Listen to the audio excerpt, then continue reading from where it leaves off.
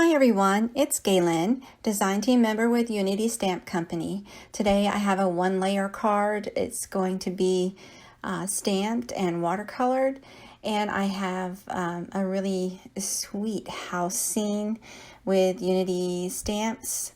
The kit is called Take Me Home, and it's wonderful. It's got these wonderful sentiments and this sweet, sweet house. And so I stamped it on watercolor paper, the house and the sentiment, and I'm going to have it all ready to watercolor. To start with, I just pre-watercolored the darkest shade of brown on the roof and the door. For watercoloring, the basic thing to remember is the more liquid that you have on your brush, the lighter your color is going to be.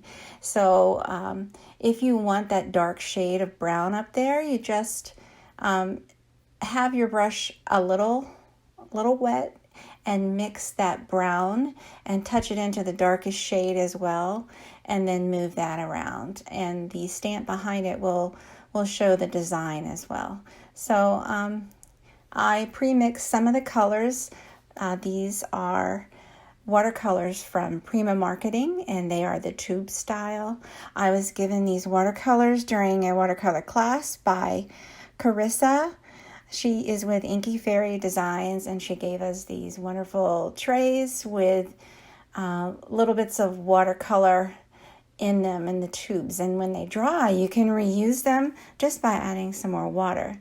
And so you just have to touch it lightly to get color to use for your blending.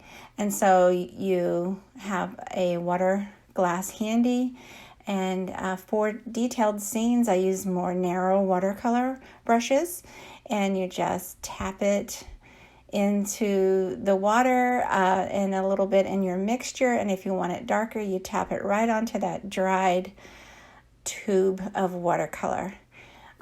So I used colors of brown, green, yellow, pink, and blue. So I think I used almost all of those colors there. The samples, and the bottom part of that tray is the mixed colors. So now I'm using that same green, but this time I have a lot of water on my brush, and I'm just using it for the ground because I want the ground to be real light. So with one of these tube samples, you can get a very vivid dark shade, like in the grass. Like in the hedges there, or you can water it down to get that light shade of the grass in front of the house. And so I'm using a very dark blue, but I'm diluting it with lots of water to get that really, really light shade of blue for the sky. And when you stamp, use waterproof ink so that when you watercolor over it, it doesn't get muddy and move the stamping. And so I'm just watercoloring right over that sentiment, all around the top and the sides. So this whole panel is going to be covered with watercolor. And so I heat set that because I'm going to add more color to the house. So I have brown that I diluted with water, and then I diluted the water even more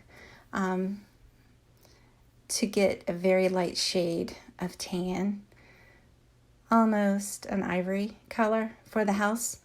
I wanted it to be a lighter shade, and I wanted the roof and the door to be darker. So the only difference between the roof and the door is that I used less water on the brush when I added that brown to the roof. And so if you make a mistake while the watercolor is still wet, you can pat off the color from your brush and go over the area you make a mistake on to sort of remove some of that color. And I did that a couple of times during this process. And then you go, once it's dried, you go over it with another color or the right shade. So anyway, for the coloring, there's no real perfect way to do it. Watercolor is not perfect, but I like the messy look of it, the artsy look what it comes out to be in the end. It's more of an artsy kind of stamping.